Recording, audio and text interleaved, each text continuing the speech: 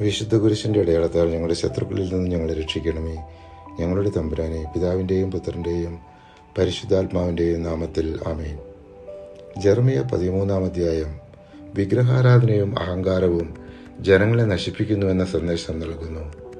ദൈവത്തോട് ചേർന്നിരിക്കേണ്ട ജനങ്ങൾ പാഴായ വസ്ത്രം പോലെ ആയിരിക്കുന്നു.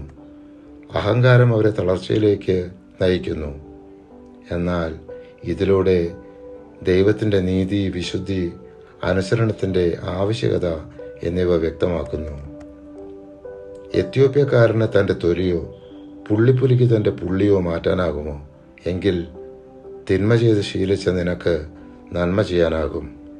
ജെറമിയ 13-ാം അധ്യായം 23-ാം തിരുവചനം. ജെറമിയ 14-ാം അധ്യായം വിഗ്രഹാരാധനയും അനുസരണക്കേടും ജനങ്ങളെ ദുരന്തത്തിലേക്ക് നയിക്കുന്നതായി വ്യക്തമാക്കുന്നു. വരൾച്ച ദൈവത്തിൻ്റെ വിധിയുടെ പ്രതീകമാണ്. ജെറമിയയുടെ പ്രാർത്ഥന ദൈവത്തിൻ്റെ കരുണ തേടുന്നു. എന്നാൽ ദൈവം തൻ്റെ നീതി നടപ്പിലാക്കുമെന്ന് ഉറപ്പിക്കുന്നു. ഇതിലൂടെ ദൈവത്തിൻ്റെ നീതി വൈകിയാലും ഉറപ്പായും നടപ്പിലാകുമെന്ന സന്ദേശം നൽകുന്നു. കർത്താവെ, ഞങ്ങളുടെ ദുഷ്കൃത്യങ്ങൾ ഞങ്ങൾക്കെതിരെ നിൽക്കുന്നുവെങ്കിലും അവിടുത്തെ നാമത്തെ പ്രതി അങ്ങ് പ്രവർത്തിക്കണമേ. ഞങ്ങളുടെ വീഴ്ചകൾ നിരവധിയാണ്. അങ്ങേക്കെതിരായി ഞങ്ങൾ പാപം ചെയ്തു. ജെറമിയ 14-ാം അധ്യായം 7-ാം തിരുവചനം. ജെറമിയ 15-ാം അധ്യായം ദൈവത്തിൻ്റെ കടുത്ത വിധിയും പ്രവാചകന്റെ വ്യക്തിപരമായ വേദനയും ഒരുമിച്ച് കാണിക്കുന്നു.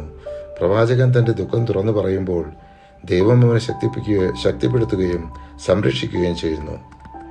ഈ ജനത്തിനു മുമ്പിൽ ഒരു പിത്തളക്കോട്ടയായി നിന്നെ ഞാൻ ഉയർത്തും. അവർ നിന്നോട് യുദ്ധം ചെയ്യും, അവർ വിജയിക്കുകയില്ല. എന്തെന്നാൽ നിന്നെ രക്ഷിക്കാനും മോചിപ്പിക്കാനുമായി ഞാൻ നിന്നോടുകൂടെയുണ്ട്. കർത്താവ് അരുളി ചെയ്യുന്നു, ദുഷ്ടന്റെ കയ്യിൽ നിന്ന് നിന്നെ ഞാൻ വിടുവിക്കും, അക്രമികളുടെ പിടിയിൽ നിന്ന് നിന്നെ ഞാൻ വീണ്ടെടുക്കും. ജെറമിയ 15-ാം അധ്യായം 20-21 തിരുവചനങ്ങൾ.